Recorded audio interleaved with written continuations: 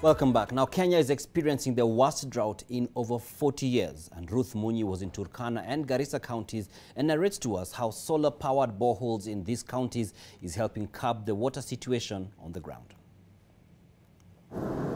A drive through the dry, dusty area. Shrubs and wild vegetation standing tall. Clearly, it's a situation of survival for the fittest. This indeed is a dire situation. Where is the water?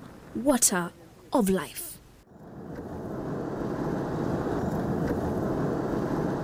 This is the current situation here in Lagdera sub-county, here in Garissa County, carcass after carcass. This particular area has not received rainfall for the last 2 years, and pastoralists have been crying over the death of their livestock. They rely on this particular livestock for their main source of livelihood. Kenya has recorded the worst drought in 40 years. This is according to the National Disaster Management Authority. The drought has extended to the neighboring Somalia. The situation is not different in Turkana County. Here, every drop of water is precious. Garissa and Turkana counties are classified as arid and semi-arid areas. Water here is a scarce resource.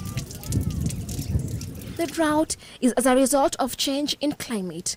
However, it's a project that is slowly transforming the livelihood of the residents in these two counties. A project which allows livestock to quench their thirst while women can comfortably fetch safe water for home consumption. Both counties have solar-powered boreholes. The solar-powered boreholes are courtesy of UNICEF with the support of the county governments of Garissa and Turkana. Khalifa cannot hide her joy while coming to fetch water at this place. This project has been a lifesaver.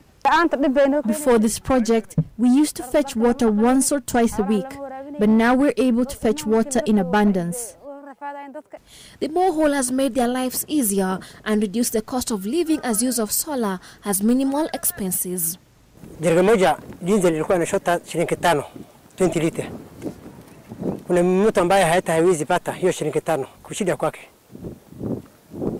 Lakini vile ilikuwa hivyo, sasa wakati hii sola imekujwa imetusaidia sababu sasa tumefanya shilingi 2. The same joy is replicated in Turkana. Animals here can quench their thirst. We are currently partnering under the Strengthening Community Resilience, which is funded by the Korean International Cooperation Agency, KOICA, and UNICEF, and we are working in partnership with the county government of Turkana to ensure that 98,000 people have access to safe water. Climate change is a direct threat to children's ability to survive, grow, and thrive. Children are the least responsible for climate change, yet they bear the greatest brunt of its impact. Some communities migrate, and this might lead to children dropping out of school.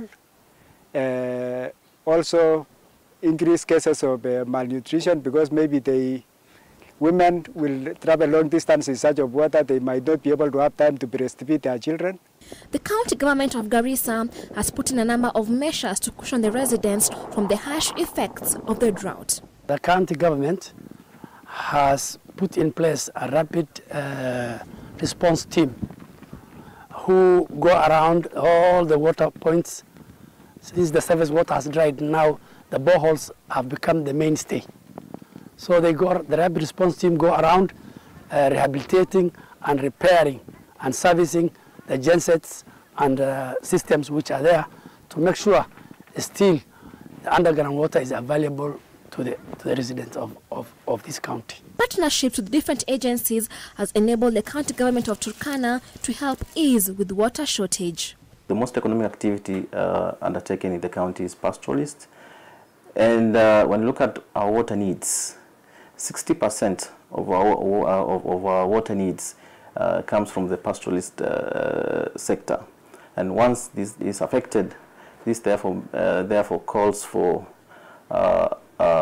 immediate action in terms of responding to bring down the biting drought. We've been able to put in place, committed resources to drilling and equipping boreholes. We've also committed resources to construction of water pans. We've also committed resources in, constructing shallow wells. According to UNICEF, Kenya is ranked 49 out of 163 countries in terms of the risk to children. A climate crisis is a children crisis, and they are the most vulnerable because they are physically more vulnerable to heat waves, severe weather conditions. Close to 90% of the burden of disease due to climate change is borne by children under the age of 5, including malaria and dengue fever. Ruth Munyi, NTV.